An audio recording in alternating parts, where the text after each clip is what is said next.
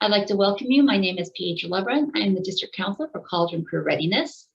This is Ignite Your Curiosity, a monthly event that we go over maybe different career options that might be out there and let you know what your future might hold. I'd like to do a few housekeeping items before we get started. We do have a College and Career Readiness website. So you can either use the QR code to get to our website or take a screenshot of our URL there so that you have that. Please feel free to visit our website. We have a lot of great information on there for college and career readiness, information on how to apply to college. We have past Ignite Your Curiosity videos if you want to watch other careers that you might be interested in. We also have great information on our CTE pathways and our linked learning academies. So be sure to visit that when you're done this evening. So with that, I'm going to go ahead and ask Tiffany James to join us now. Tiffany is coming to us from Florida. So what is it? It's 9 p.m. back there? Yeah, I'm in Tennessee now, actually. I used to live in Florida. Okay. Yeah. Okay. So still time difference, and we really appreciate you taking your time and so late in the evening to join us. Yeah, so we have a lot of students that are really curious to hear all about your career path. And so can you tell us exactly what it is that you do and what that means? Yeah, so I'm a zookeeper at Zoo Knoxville in Tennessee, and I work in what's called the East Mammals Department at my zoo. And we're on the west side of the zoo, and most of our animals are from Africa. So I don't know why they're called East Mammals, but I work with rhinos, bears, blue monkeys, tigers, a lot of different random animals. And I used to work with great apes, so I have kind of a mixture of experience. And I take care of the animals every day and do a lot of keeper chats and presentations like this. That's fantastic. So just kind of curious. So when you say you work with the animals, what does that mean? Yeah, so every single day, I'm going in, I'm making sure everybody's happy, healthy, doing all right. We go in, we clean. So I'm sure some people have experience cleaning animal areas. It's always the messy part. And then we make sure we do a lot of feeding. We train our animals. So we're making sure everybody's coming over. And that kind of helps us get a good idea of whether or not they're healthy and if they're feeling all right. And it helps with a lot of different healthcare. So we're actually training our animals for COVID vaccines right now. And we feed them. We do keeper chats, like I said. So I'll go out everywhere that I'm walking around the zoo, I'm talking to people. So it's a lot of just kind of day to day is different. Fantastic. So what would one do to become a zookeeper? Yes. So education, training, what do you do? Good question. So I grew up in a really small town in upstate New York. We had less than 1,000 people there. It's called Cooperstown, really small. And I was raised just by my mom. So we didn't have any zoos nearby. You didn't have a lot of money to go out and get all these special passes and be part of different programs. So I kind of just worked with what I had around me. And for me, I had an animal shelter nearby, and I started volunteering there when I was pretty young. I would go out and I would walk the dogs and then convince my mom to get me a dog. And I was an active member of 4-H. So I used to show horses and just did a lot of different animal presentations. So ever since I was little, I've just been involved with wildlife. And that kind of led me to go to college to be a zookeeper. But between graduating high school and starting college, I was actually a foreign exchange student for a year. So I spent a year living in Germany. And people think that that might be totally unrelated to zookeeping, but to me, it's made the perfect fit. So I really learned about another culture, and all the other exchange students that were also in Germany. I learned about their cultures and their wildlife and things that are important to other people and how we can share that love and excitement for the whole planet with everyone else. And then, so I went to Unity College in Maine. It was a really small school. I majored in captive wildlife care and education. It's basically zookeeping. I know there's a really good school. It's a 2-year program in California in Moore Park. That if anybody's interested in looking at wildlife careers, that's definitely a great place to check out. So I went to school there, did a couple of internships at zoo. So I was unpaid. I was just there volunteering every day. First at the Mill Mountain Zoo in Virginia, it's a really small zoo. And then the Columbus Zoo in Ohio. I worked at their great ape, so a much bigger zoo. And after college, I became a seasonal zookeeper in Kansas. And then I worked in the nutrition section in Florida. And then I worked in a farm section in Arkansas, and now I'm in Tennessee. So you can kind of see I'm just hopping all over the place for zoos. And right now I'm just about to finish my master's degree in conservation education. So I'll be finishing that in less than a month now. So it's exciting. And after that, I hope to start my PhD. Wow. So you have ways to go still then. Yes. So I know you work with several conservation groups, correct? Yes. Can you tell us about those? Yeah. So when I started my master's program, the reason I decided to become a part of it's called Project Dragonfly. So I joined this program because as a zookeeper, I realized I could be doing more. So I care for my animals every day and I love my animals and I could tell you all about the animals that I work with, but I didn't know what I could be doing to help their wild counterparts. So the whole reason we have animals in zoos is to teach people about them and it's to teach people why they should care about rhinos in Africa and not necessarily only my 2 rhinos that I work with. So I realized that I could do more. And then I started this grad school program and they kind of connects us with different conservation organizations. And for me, there's a group called the Pan-African Sanctuary Alliance or PASA. And I reached out and said, hey, what can I do to help? So I started out doing a fundraiser for them to help boost revenue and get all the different conservation leaders to come together for a conference. And we have 23 different member sanctuaries in Africa with PASA. So that just means there's a lot of different primate sanctuaries all over. So monkeys, apes, and they're trying to protect these animals, but they realize they need to talk to each other in order to make a difference. Everybody needs to know what's going on. So that's kind of my role now, is I help the different sanctuaries talk to each other. And then I also run the social media to tell you about what the sanctuaries are doing. And then I've spent some time in Kenya. I just got back learning about rhinos. My zoo actually sent me there to go out and help with conservation work. Yeah.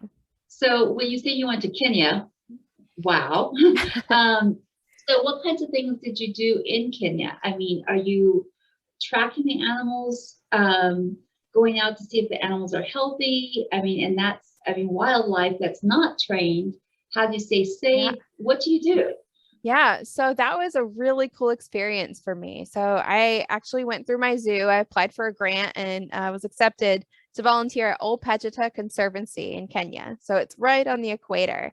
And they're home to the last 2 northern white rhinos on the planet. So there's literally no other northern white rhinos out there.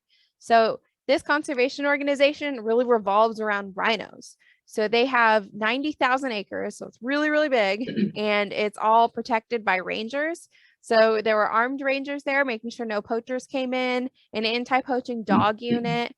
Every single day you go out and you look at the rhino. So each rhino has kind of like an earring in its ear, like little notches and holes. So you have to see every single rhino at least every 4 days. And if you don't see it within 4 days, then a bigger team goes out and finds them. So we're doing a lot of monitoring and figuring out where these animals are. So these are the southern white rhinos and the black rhinos. The northern white rhinos, since there's only 2, they're pretty easy to find. They're in one enclosed area. And we were tracking lions out there. So they have radio collars on one female in each of the prides there. I think there's 6 prides now. And the reason you track the female lions is because you want to know what the lions are eating. So I learned that lions will specialize in something. So one pride might only eat zebras, but another pride might want to eat only rhinos. So they have to be able to know what each pride is doing and then relocate the pride to somewhere where there's not rhinos. That's what they choose to eat. And we were taking care of the northern white rhinos, so giving them food, working on medical care, just like I do with my rhinos here in Tennessee. We were working with the community. So I went out and helped volunteer to make clay pots. And the reason they do community work is because if there's a poacher in the area, you depend on community members to kind of work together and say, hey, somebody here wants to hunt the rhino. Someone needs to come and help us. And if the community doesn't like the conservancy, they might not want to help. So we really did a lot of different things while I was there, and the whole goal was to protect rhinos. So now my job is to come back and tell everybody about it. That sounds really, really exciting. So it kind of leans into the question one of our students just asked. So Madison's asking, what is your favorite animal that you take care of? So this should be an easy question, but for me, it's always so hard. So every single animal I've worked with has become my favorite. So if you would have asked me a year ago when I was a great apes keeper, I would have told you chimps and gorillas are my favorite. And before that, I would have told you giant tortoises. And now I'm probably telling you rhinos. I mean, I just love everything because I think every animal, even ones that I don't think I like as much, once you learn more about them, everything is so cool. So I just like to be excited about about wildlife. But right now, rhinos are definitely up there on my list. Well, one of the things that sounds so cool about your job so far is the fact that you've gotten to move around so much and had different experiences with different animals. So you're not just stagnant working with one thing over and over, but you get your horizons expanded constantly, it sounds like. Yeah. What is your very favorite thing to do? So I love talking to people. So it's just my personality, I think. I have a very bubbly personality, and I'm really excited about wildlife and about conservation. So I like telling everybody about that, and maybe you'll become excited about it too. Maybe not with rhinos, maybe it'll be a dung beetle or a dolphin or a sea otter. There's so many different things out there that whatever you're excited about, I want to share that excitement with you. You said dung beetle. I'm like, I don't know if I can get excited They're about the pretty dung cool. beetle. They're really amazing. So what's so amazing about them? So they Convince me. basically, yeah. So they move dung that's so much bigger than their bodies, which is really cool. And they'll actually do like a handstand and move it with their feet. And something else cool that they do is they get all their water from the dung that they're moving. So they're just a really hardy species. I'll research more and That's convince cool. you. That's cool. Okay. I'm open to that. What's your least favorite thing to do? That's a good question. So, I mean, it's always hard to say goodbye to an animal. So we are looking at welfare every single day, and animal welfare is actually a science. So we measure it on a continuum of good to poor. So every single day we're checking, seeing how the animal's doing. And just like with people or with our pets, they get older and sometimes the health declines. So it's always hard to make that decision because you have to look at the animal's quality of life as a whole. So no matter how much you love it, if it's suffering, you have to say goodbye, and that's always a hard part. And it's also really hard sometimes when you find people that really hate zoos, because I'm doing so much conservation work and I'm so excited about it. But when people don't like zoos, a lot of the times it's because they're watching movies like Tiger King, or places that aren't as reputable. And it gives a bad name to all of the good accredited zoos out there. So we have really, really high standards in zoos, good zoos now. So being able to talk to people, and since I like talking, I like to convince them that zoos are important and talk about all the good work we do. Do you get a lot of protests outside of zoos? Yeah. Different areas have different issues. So when I lived in Florida, it was definitely the most difficult with zoos. But I think that people don't like zoos when they don't know the good that zoos are doing. And that's partly on the zoo. I mean, you have to talk about the good you're doing in addition to how cute your animals are. And that's what I want to focus my PhD research in, is telling people about all the good things that zoos are doing and really working on promoting that conservation work and getting other people to come and join in on it. Yeah, we're getting a lot of questions right now from the students, so I'm going to turn to that real quick. The first one is from Natasha. She says, what type of animal would you suggest to study? Oh, whatever animal you love. I mean, you really have to be excited about it. So if you like wolves, if you like otters, if you like everything, learn about everything, and work with anything you can, because I guarantee you any animal you work with, you're going to find something, even if it's one small thing, you're going to find something that you like about it and that you want to know more. That's a great point. Next question is from Blanca, and she wants to know, what is the most challenging part of your job? The most challenging part.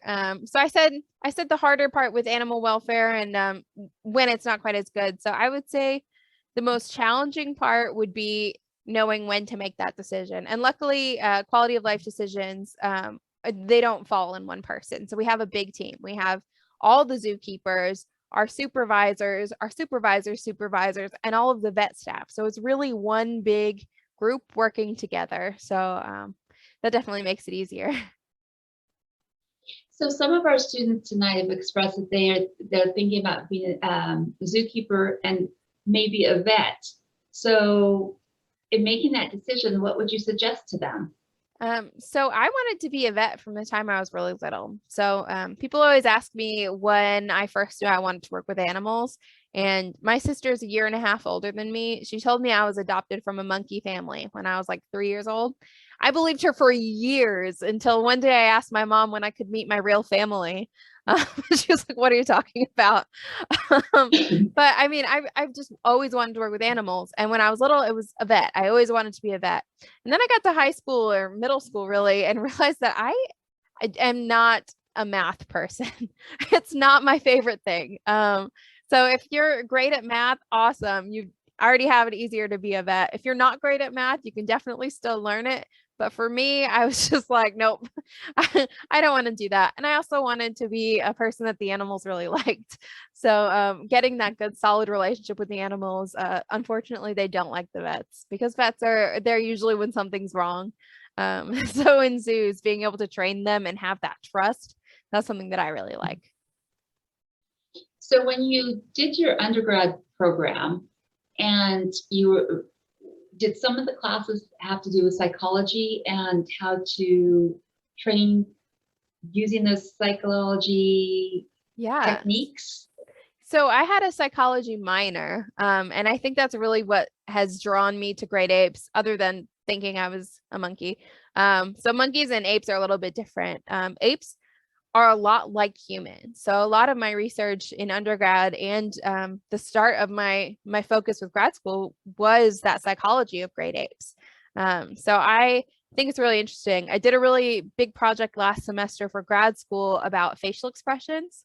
So humans have what are called micro expressions. So we obviously have our normal, like, I'm happy, I'm sad, your emotions, and your face shows that. But we actually make those facial expressions without realizing it. So if I'm mad, and I'm pretending to be happy, my face is going to say I'm mad before it says I'm happy. And chimpanzees actually have the exact same facial muscles that people do. So my work was reading those facial muscles in chimps. So you could see when they were happy. And much to my joy, I found out that my favorite chimp was always happy to see me. She always smiled. But yeah, psychology plays a huge role in it. And my PhD, one of the things I want to focus in overall is conservation psychology. So learning about why we can make people think about wildlife and how we can get them to care about conservation. That's fantastic. We're getting lots of questions now too, so that's great too. How long have you been a zookeeper? I started out, goodness, it's been 10 years now that I've been in the zoo field. So that includes my internships. I've been a full-time zookeeper for 6 years now. It's been a while. You're young. You still have what? Yeah, you're good. You're good. It's all in your perspective. So our next question is, when you're taking care of animals, are you ever scared? So safety is a really important thing in zoos. So I have to trust that all the safety measures are in place and being followed. That being said, sometimes things break. So sometimes it can be scary. For the most part, it's I know that I've checked the lock, and before I can ever move an animal into a space or I can walk into that space, I need another zookeeper to come and make sure that this lock is locked. There's no animal in that space. We have a lot of different protocols we follow. I will say that one time I think was scariest to me as a zookeeper is we had just kind of like this mesh inside like metal part that protected me from the gorillas, and it just came apart. So all the sides started coming out and the male gorilla was just pulling on it and looking at me. So I actually had to have somebody else come and help me deal with that. But it was that was a little scary. But then we added in a new protocol to make sure we're checking that siding every single day and making sure it doesn't start falling apart on us. Well, at least it worked out to your advantage and you caught it. So yeah, Yeah, that's a good thing. it's a great story. Next question is, what is a zookeeper work schedule like and the pay? Oh, okay. So good question. Well, we'll start with the work schedule. So animals need to be cared for every single day. So we call it our weekends. Right now, my weekend is Wednesday, Thursday. So I work Friday through Tuesday. And depending on what zoo you work at, there's different hours. So I've worked at some zoos where we start at 6 in the morning. At this zoo, I work 8 in the morning until 4:30 in the afternoon. Usually it doesn't always work out that way. If an animal's sick, you stay later. If you have babies coming, you're staying through the night and you kind of tag each other out. So it just kind of depends. But for the most part, you're working whenever they need you. We rotate holidays off. And the pay, I wish I could say that was a good thing in this field. I think there's hope and it's improving, but sadly, most zookeepers barely make minimum wage, no matter what your education is. So my big pay jump is I make $10 an hour now as a zookeeper. But that's just kind of the downside of the field. But we'll say there's a lot of plus sides to being a zookeeper. Most of us have other jobs. My other job is I teach English to kids in China, or I did. It's changing a little bit with new policies, but yeah, I think there's hope though. But there's a lot of zoos, especially in California, that do pay better. And unionized zoos, it's starting to happen. It's a little bit better, but where I live in the Southeast, we're not quite there. I didn't realize the pay scale was so low for that, especially when you're saying that it doesn't matter what the education level that it is that goes with it. So that's a little disheartening. That's too bad. Next question is, what made you want to help animals? Yeah, so I mentioned the story with my sister when I was younger, so I've always loved them. But when I realized that I could really start doing more to help animals, so not just being a zookeeper, but I could go out and do conservation work. I actually read a book called The Bonobo Handshake by Vanessa Wood.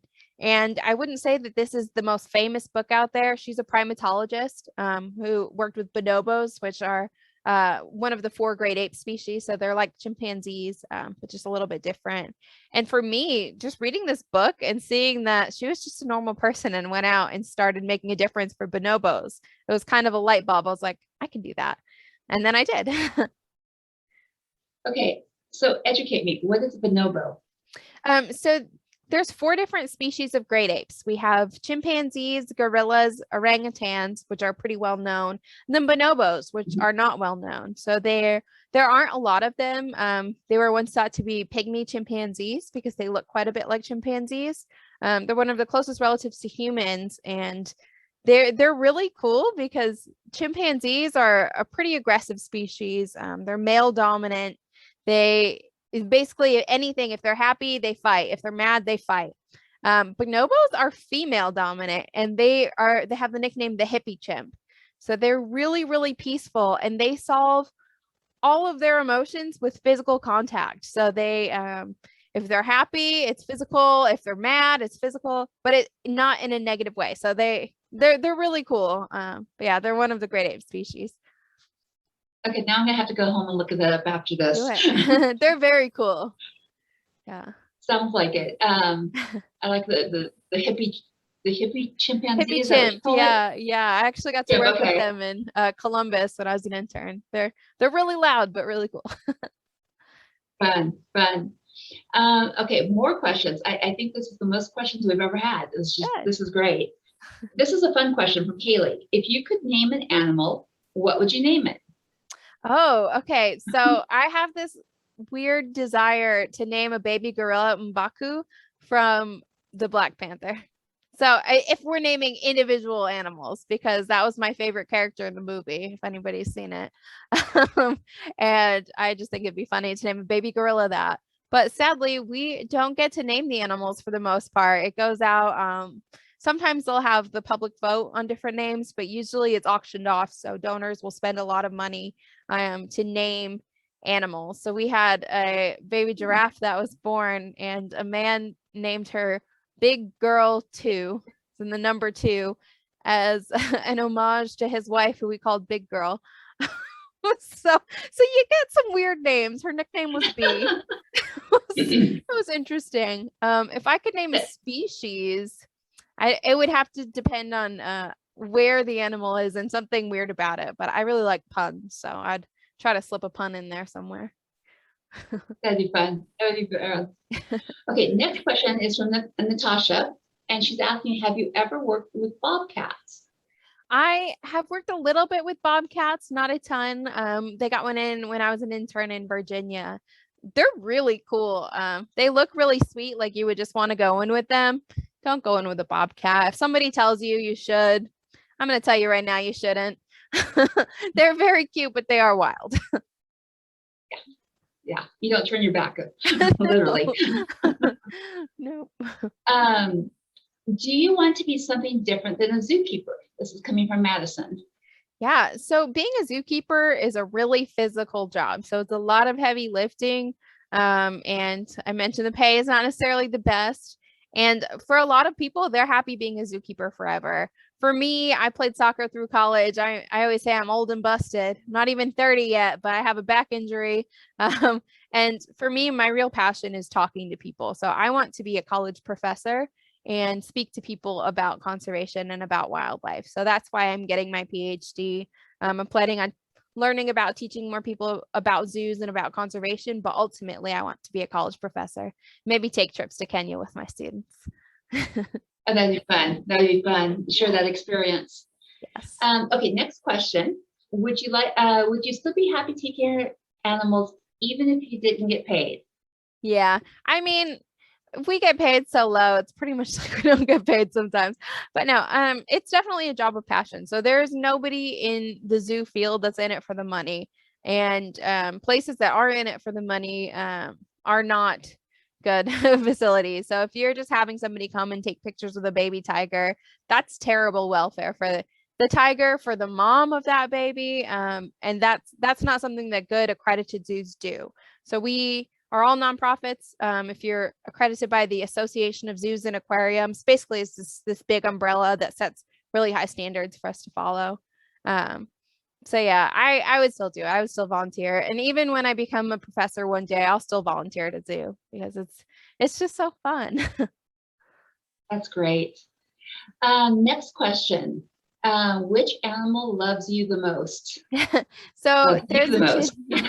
There's a chimpanzee named Binti, and that's the one that was smiling when she saw me. And I don't work with great apes anymore. I switched departments, but I still go up and I see her all the time.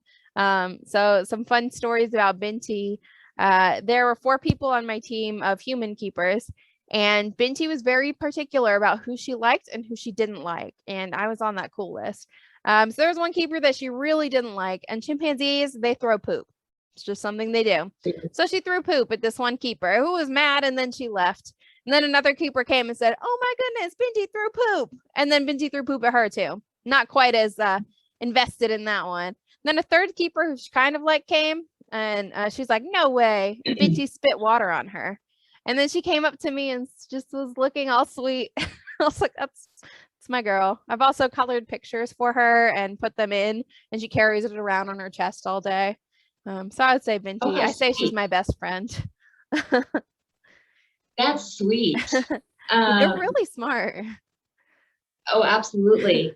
Now, you see in movies sometimes with chimpanzees using sign language. Is that with all or just some? So any chimpanzee could learn sign language, but we don't want them to learn a human language. Instead, we learn their language. So we learn what different sounds mean and different expressions. We learn the body language. So we talked about psychology before. With apes, it's really important because you need to learn their social structure and everything that's going on their side instead of teaching them our language. And a lot of times when you see animals in movies, people think of chimpanzees with the pink faces and the nice like black or brown hair. That's actually because baby chimpanzees look like that. And when you had baby chimpanzees in movies, they're a lot easier to work with than a full-grown chimp who's a lot more aggressive. And people actually think that chimps aren't as endangered as they are because they've seen them in so many movies. There's actually studies out there. So perception plays a huge role in conservation. But yeah, they're really cool. But we want them to learn chimpanzee behaviors. But we do have different kind of code words, kind of our own secret sign language that we do with them to do different behaviors. So like I said, we don't ever go in with chimpanzees because I mean, they're just so strong. Even if they're trying to be gentle, we're pretty fragile as humans. But we have different cues. So like when I want to see their hand, I go like this. Chest would be like that. We just have different signals. So that way we can look at their body parts.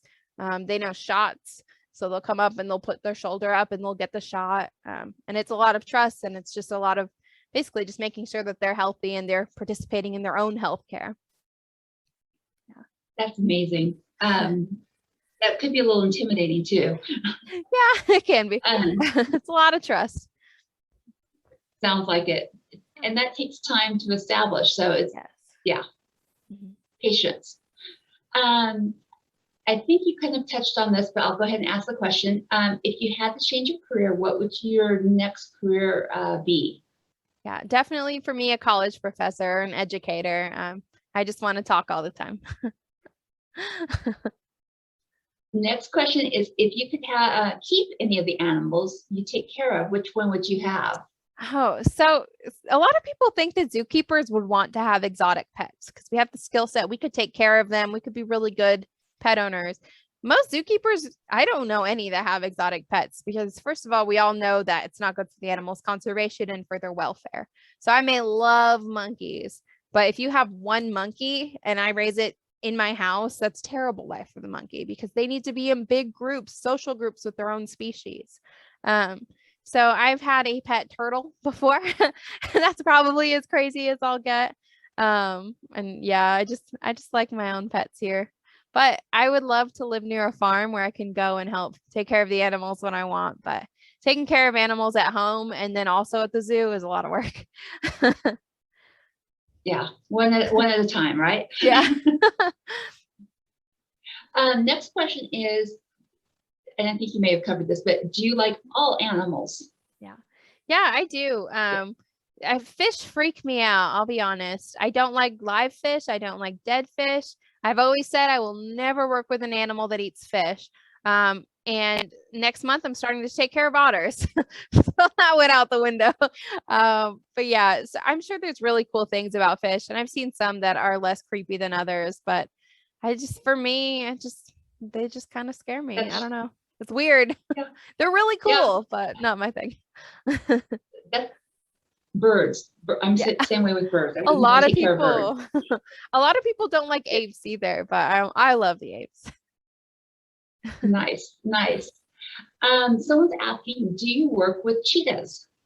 I don't work with cheetahs at this zoo. I was supposed to be in Namibia in Africa just this past summer, but my trip was canceled 5 days before we were supposed to leave because of COVID. But I was actually going to be working at the Cheetah Conservation Fund, working with wild cheetahs. So I learned a lot about them. We still did work virtually, so less fun with the organization there. But yeah, they're really cool. So if there's cheetah specific questions, I might have an answer. Perfect. Someone wants to know, do you have a YouTube channel? I do. I'll share it with you. I don't have a ton of movies on it, but I've been trying to upload things. A lot of different teachers have asked for specific lessons. So I have some videos on there talking about how I became a zookeeper. There's some with me reading books to kids and also with the chimpanzees there. So you'll see Binti in those videos. Just a few, but I'm working on adding more. Perfect. If you want to go down to the chat, you can put that in the chat, what it's called, and that way everyone can see that and copy that down, and that way they can follow you on your YouTube. Yeah, let me go ahead and find it. Next question is, let's see if you have an answer for this one. What schools are best to go to when wanting to become a veterinarian? So for undergrad, I would look at science. So biology is a huge thing. As far as schools go, there's a lot of different schools that have a lot of different strengths. So if you want to be a zoo vet, University of Tennessee is a really good school here. they're actually the vets for our zoo. So there's quite a few zoos out there that instead of having vets on grounds, we partner with the schools. So they're able to teach students, and then we have access to all of the different medical care that they can provide. But yeah, I would say just do your research, look into what schools, if you can find vets, ask them what school they went to. There's a lot of really good programs out there. And I am a firm believer that if you want to just get an A in class, or if you just want to graduate, you can graduate without getting a lot out of it. So any program you're in, if you are dedicated and you want to learn more and you keep asking questions, you're going to get so much out of it. So really going in with that mindset, just having an open mind. Even if you hate math, taking more math classes. I'm taking extra statistics classes and I still have no idea what's happening, but I'm going to keep taking those classes until I understand it. So you have to have that mindset. That's a great example. For California, schools that you might want to look at would be which one that's local, Fresno State, because they have a huge ag program and they also have the sciences. Cal Poly San Luis Obispo also has an ag program and science as well. UC Davis. UC Davis has also a vet school. Yeah. So a lot of our local vets have gone to UC Davis for vet school. So those may be some ones that you want to take a look at and research on. Tiffany, I have to tell you, you have broken the record on number of questions that people are asking. This is fantastic. Good, keep them coming. I'll give you more then. So have you worked with pandas? And if not, would you be interested? So giant pandas, I have not worked with them. They're so weird. I love them. I have some friends that are panda keepers. So I was always only wanted to work with great apes. I only wanted to work with primates. And then I realized that the people you work with also make a big difference. I was ready for a change and I switched departments to rhinos. And I have black bears that I work with now, and they're just so goofy. So pandas are like an even goofier version. So if you picture your dog mixed with a cat mixed with a gorilla, that's a bear. They just kind of flop and they nap when they want to nap, and they're just so funny. So yeah, I haven't ever actually worked with pandas. Some of my students that I teach English to, they live where there's real pandas and tell me all about it. So I want to go out and visit those areas. But yeah, they're really cool. I would say, so we'll backtrack a little bit. So intelligence with animals is thought to be based on the foods that they eat. So primates are really smart because they need to have brains that can map. So you need to know what trees are in season, what fruits are safe, what's green, what's not green. So you have to be aware of where the food is. Pandas are surrounded by bamboo, which is their food. So they don't ever have to think about their food. So if you think about intelligence being related to knowing where your food is, I won't say they're not smart, but they're as smart as they need to be. Fair enough. And then are pandas on the endangered species list right now? Yeah, so I believe they are. I honestly am not 1,000% sure. I want to say they're critically endangered, but their numbers are going up and it changes pretty frequently. So yeah, the IUCN looks continually at the research and at the trends of what's going on with animals and populations. And pandas have really become that trademark umbrella species that people are trying to protect. So hopefully it's made a difference, but I'm not entirely sure. That's positive. That's good. Yeah. So next question is from Kaylee, and she wants to know, what type of animals do you train? So I train everything. My favorite animals to train and behaviors to train are the ones that somebody else tells me I can't do it. So that's just kind of my personality, I guess. So some people in the zoo field are convinced that you can't train reptiles, that their brains don't work that way. You can't train a snake, you can't train a tortoise. And at a zoo I worked at in Arkansas, there was a mistake with the communications department, the marketing team, and the reptile teams. The marketing team announced that we were doing a live weigh-in with this giant Aldabra tortoise. So we were going to get him on the scale and see how much he weighs. But the mistake was that this tortoise had no training to get on a scale. It had never been on one. They're too big to just pick up. You can't make an animal that size do anything. So I had 2 weeks to train a tortoise. My boss said, there's no way you can do that. You can't train it, but whatever, you're interested, just do it. So I said, okay. And I did it. And then I wrote a paper on it and I published it. Thank you. But so you can really train any animal, but you have to get on their level of thinking. So if I want a tortoise to get on the scale and I want it to just take a step forward, it doesn't matter what I want. It's what the tortoise wants. So you have to train them that I use a tennis ball. This tennis ball means you're going to get a treat. And I had to find out what treat they liked. Sweet potatoes are a good one. So looking at that, and he said, okay, this sweet potato is worth me taking 2 steps to touch this target pole and then do it. Apes are really easy to train. They think a lot like us, so it's pretty easy to get on that level. There was one chimpanzee that I worked with who lives in Dallas now, and I was working on blood draw training, and I thought it would be complicated. I pointed to my arm and like this up at the mesh, and he was like, okay, and just put his arm up like that. So they make your job easy. Yeah, something that I've really worked on is injection training with the animals, because if they need to be anesthetized or put to sleep for a procedure, it's a lot less stressful than having to dart them. And most of the time, if you can get them to come over, you don't need to do a big procedure that may be more stressful on them physically and mentally. So my training's been a lot of healthcare and a lot of trust building. So my favorite chimp, Binti, when I first started in the Great Apes team, she's the lowest ranking chimp, so she's just the bottom of that list. If she saw a needle or a syringe, she'd run away screaming. And then I got her to come sit down, and then I would touch her with my finger, and she'd be like, ow, it hurts so much, just really dramatic about it. I was like, okay, we'll work on it. By the time I left that department, if she saw the syringe, she'd run up and put her shoulder up to the mesh. And that's a trust thing there. Wow. So she knows I wouldn't hurt her. She knows most of the time it doesn't hurt. So we build up that trust bank, we call it. And then when you need to deplete from it, so when I actually needed to give her a shot, there was still so much trust there. It was okay. But an animal that doesn't trust you as much, when you do something negative, like give them a shot, that bank goes to 0 and you're starting from scratch. So it's a lot of psychology with training. Yeah, I love training. That makes sense. We have one student that would like to know, do you like dogs?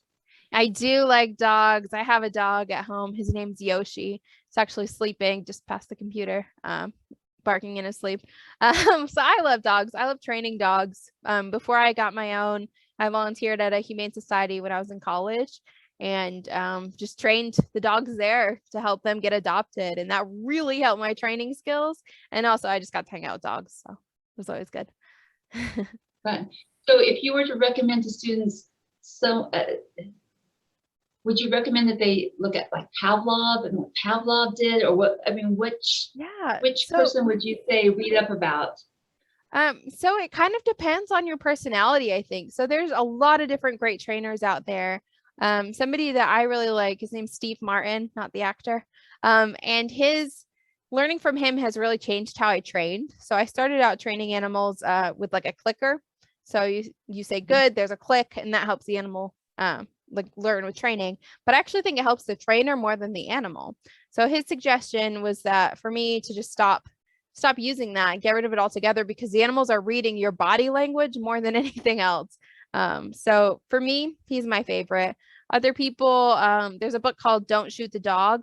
That's a really popular book that people read, and it sounds funny, but it's a really good training book, and it helps you think about training from the animal side. But yeah, everything. My suggestion is, if you want to learn about any topic, look at people you agree with, people you disagree with, look at as many different sources as you can, and then form your opinion after that. So there have been many times in my life when I think one thing, and I'm certain of it, and then I learn more, and then my view changes. So being willing to change your mindset and just going into everything with an open mind is really important, no matter what field you're in. I think that's great advice for anything that you do.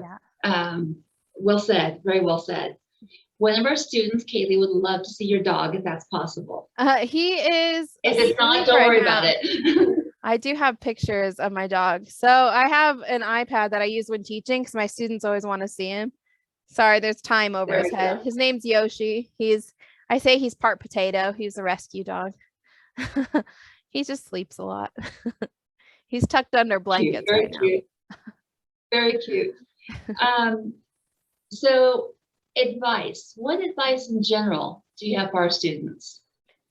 So I would say the number one thing with any field is to just not give up. So if you want to be a zookeeper, make it happen. There's nothing stopping you. I mean, there may be so many challenges that you have to face, but then by the time you get through that, it shapes who you are and will make you a more resilient person. So I definitely didn't have the easiest childhood. I didn't have all the money out there to do all the different experiences, but I know what I love, and it's animals. And for me, I just am so happy to be doing what I'm doing that it just, I don't know, just being dedicated to something, even if you don't know what you want to do, being dedicated to finding that. I just think it's important, if that makes sense. No, it does. I think when you find what you love, then you go and you do amazing things because you have that passion and that heart for it. So definitely. That's great advice. I think you were going to put in the chat your YouTube channel, but I didn't see it pop up. Let me get that now. I want to make sure the students get to see that. Let me figure out, hopefully I'm getting the right thing here. Sorry. All right. Hopefully that worked okay. Let me know if it didn't. Oh. Perfect. Yeah, that went through. So for our audience, she put the URL in the chat space. So if you go on there and click on that, you can open it up and kind of set it aside till after we're done this evening, and then you can go explore on there once we're done. I think we have a couple more questions that popped up, so let me pull those up real quick. Yeah, and I had I've had a lot of people ask me if I made an Instagram for wildlife, and I did finally make one. And it's cool. Geared toward kids, so just weird animal facts and funny pictures. I just posted one with a rhino in a hat. Yeah, let me share that. If you want to share that as well, they'd love it. Conservation education. I told you I like puns. I had to add it in. So it's conservation education. So you can just go and look it up. I think, okay, Tiffany, I can see it, but apparently our audience can't because it went to the host rather than to everyone. All right. So if you click on 2 and put drop down to everyone. There we go. And reshare that. All right. There's Instagram, and let me get the YouTube. Perfect. Thank you. Yeah, of course. There you go. And let me share. I might have to share it after. I have a Google Photos page that I keep adding photos to for people. And I'll share that with you all as well. There's some fun videos on it too. Yeah, I like talking and I like sharing the things I'm excited about. So if anybody ever wants to see a certain species or anything, let me know. I'll try to find it. If you have questions about animals, I might not know it, but I probably know somebody who might. So I can research and find that out for you. Perfect. Yeah. Okay, we've got 2 more questions. And then after that, I'm going to call it on the questions. Because we usually keep this to an hour, and I don't want to overextend your time, especially as late as it is back east. So the next question is, would you recommend that we visit a pound and interact with dogs? Yeah, so if you need animal experience, definitely do it. And some people only want to go to really nice, fancy animal shelters, and there's a lot of really great things there. But a lot of times it's the smaller ones that need more help. So training animals.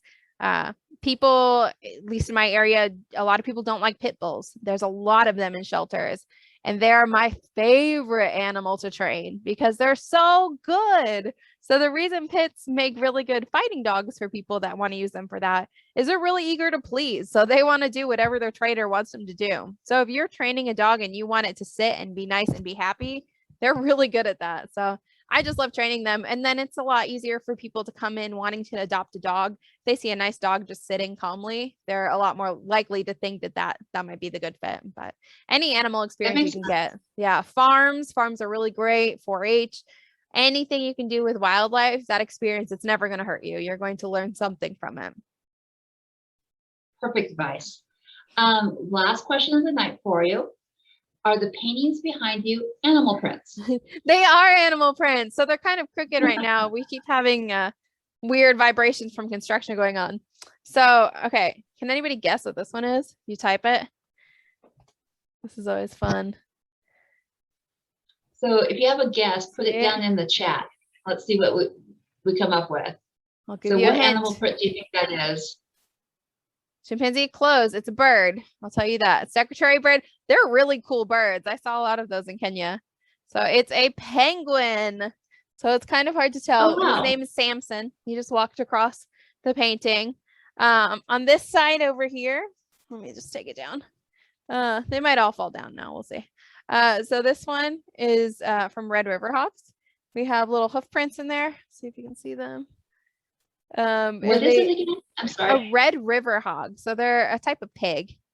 They're really cool. And then this one here is my favorite one. Let's see if that'll stay. So this, can anyone guess what that is? So go down to the chat and guess what that one is. It's one of my favorites.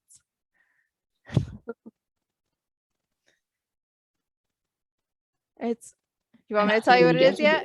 I think you have everyone perplexed. Can't be. It's a hard one. I wouldn't. Rhino. Yes, somebody said rhino. It's a rhino's booty. So here's the tail. And here's it's its bottom. My boss made this for me as a thank you for being a keeper. So we had a big pride celebration at our zoo, and I really like to make decorations for the animals. So I made a ton of different decorations and big signs for the rhinos and everything. So she made this as a thank you. Yeah, I have a lot of animal paintings, and all animals paint differently, which is cool. Actually, I have more. So this is a skin print on a rhino. I just painted their leg, and you can do this with tortoises. Wow. Yeah, with a lot of animals. What else do I have here? Oops, I just dropped them. We do hand prints with them, with the chimpanzees. This one is elephants. It's a splatter. This one is chimps. They used paintbrush. I just happen to have a whole stack here of paintings. But yeah, my husband was a zookeeper until recently as well. And he collected a ton of paintings too. So we just have all the animal paintings at home. How fun. How fun. Yeah. Well, our evening's kind of coming to a close. So Tiffany, thank you so much. You've given us some amazing information. I've never seen our students so excited, which is fantastic. And I wish you all the luck in your PhD program coming up. And we'll definitely follow you on your YouTube and your Instagram. And again, thank you for volunteering your time and giving of yourself to our students. Yeah, thank you for having me. We really appreciate it. Yeah, and again, if anybody ever has questions, reach out to me. I'm always happy to answer them. All right. Thank you, guys. Well, you have a good evening, and thank you to all our students that were here tonight, and we'll see everyone later. Yes, thank you, everyone. Bye.